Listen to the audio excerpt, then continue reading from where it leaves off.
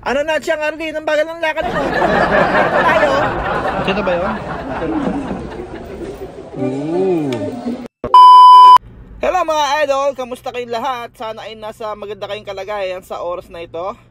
Bali nalalapit na nga pala yung birthday ni Chang, so dadalhin ko siya dito sa Cash and Carry. Wow. Nandito lang naman kasi yung dream niyang refrigerator. So titignan namin to kung maganda sa personal at kung magugustuhan namin pareho. So ayun si Chang, wala siyang kaalam-alam oh. Malungkot pa yung lakad niya oh, hindi niya alam na ibibili ko siya ng dream niyang refrigerator. Alright. Ano na Chang, Arlene? Ang bagal ng lakad mo. Malilate na tayo.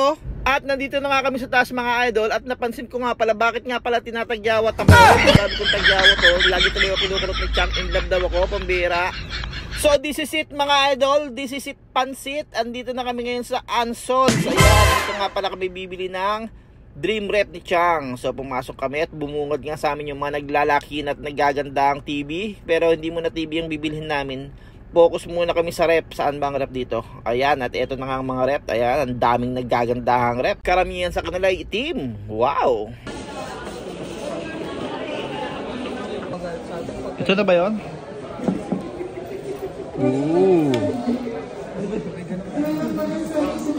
Ito lang naman ang presyo niya mga idol. 130,395 sa 12 months at 114,095 pesos naman kapag straight. Wow, legit na pang mayaman nga ito, pambihira. Mapapasubo tayo ito mga idol. Ganun nga.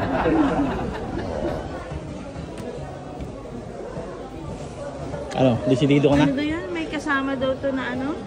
May ano ba to? Microwave and Saka Air Max na disc pa. Ayun, may kasama daw itong microwave oven at electric fan. wow. Naka-promotion to ngayon siya. From 162,995, ano na lang, nasa 140,09. Promo price na yan. Yes.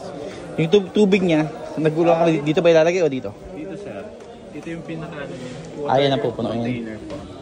So, nakakonekta naman to siya dito. May tubong maliit po siya. So walang ilalagay dito? Wala na po. Yung unang nagsabi kasi sa amin, tinatanggal dyan daw ibubuo. Ano yun, kung in case gusto mo siyang linisan. Pero ito yung pinaka-storage po niya. Baka dito babagsak yung yelo.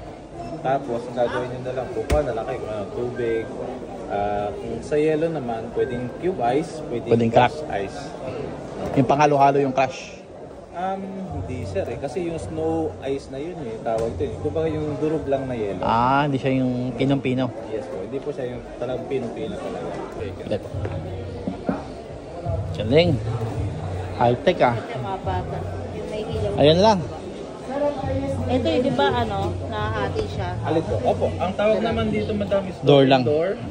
Kumbaga yung usual na nilalagay Para hindi sa nabubuksan fridge, lahat. Dito mo na lang po ilagay para hindi mo kailangan buksan buo. Madaling makuha. Kasi nga, pagka binuksan mo naman to, mas konsumo sa kuryente yun eh, kasi yung lamig. Pagbukas ng bukas. Eh, oo. So, unlike dito ka na lang kukuha. Kailangan pala dyan yung mga inumin. Opo. Gagawin ko. Pipindutin mo yun. To. Pipinto di ba? Yan. Yan. Social. Tutsal na tutsal. Paano kung nasira? Wala, lock lang eh. Buksan mo yung isa. Buksan mo yung isa. Hindi lang ako masaya. Bakit? Dito na lang yung lagayan ko ng karne. Ulam yan eh. Kati talaga yan. Buksan mo to. Malungkot. Dito beef. Ay pork. Dyan yung mga drinks. Baka sa baba, tapos beef. Vegetable dito.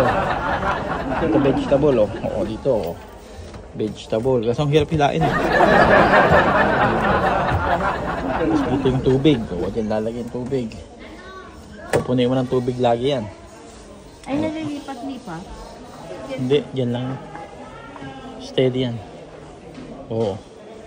Ang pangalan pala niya, InstaView Door Indoor. Hindi ako iinom dyan. Katok mo. Yelo lang yung Katok mo. kukunin ko talaga.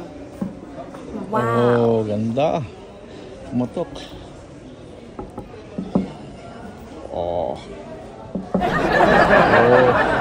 Tapos yelo dito.